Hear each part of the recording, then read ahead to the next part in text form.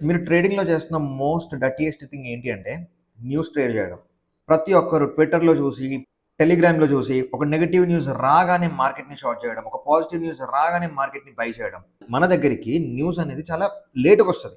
But ఇన్‌స్టిట్యూషన్స్‌కి, big big ప్లేయర్స్‌కి మనకంటే ahead తెలిసిపోతది news అనేది. మీరు న్యూస్‌ని బేస్ చేసుకొని వచ్చి మీరు ఆర్డర్ పని చేసేంత వరకు లేట్ అయిపోతది. అదే మీరు క్యాండిల్ స్టిక్స్‌ని ఫాలో అయిపోయి, ప్రైస్‌ని ఫాలో అవుతే, will obviously be with that trend right? ఎప్పుడైతే నువ్వు న్యూస్ బేస్డ్ ట్రేడింగ్ చేస్తావో అప్పుడు నీకు ఫోమో వస్తది, ఎమోషన్స్ వస్తాయి, నీ సైకాలజీ దెబ్బతింటది. పెంట పెంట చేసుకుంటావు ట్రేడింగ్ మొత్తాన్ని. నువ్వు నువ్వు ట్వీట్ చదివి వచ్చేంత లోపు మూమెంట్ అయిపోయింది. ఇన్‌స్టిట్యూషన్ రియాక్షన్ స్టార్ట్ అయిపోయింది ఆల్రెడీ.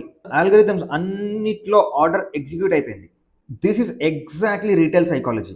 ప్రైస్ యాక్షన్‌ని ఫాలో అవ్వండి. న్యూస్‌ని ఇగ్నోర్ చేయమని చెప్పట్లేదు. బట్ నీ ట్రేడింగ్‌లోకి వచ్చేసరికి న్యూస్‌ని మిక్స్ చేయకు. న్యూస్ అనేది కాంటెక్స్ట్ మాత్రమే ఇస్తది. ప్రైస్ అనేది డైరెక్షన్ ఇస్తది.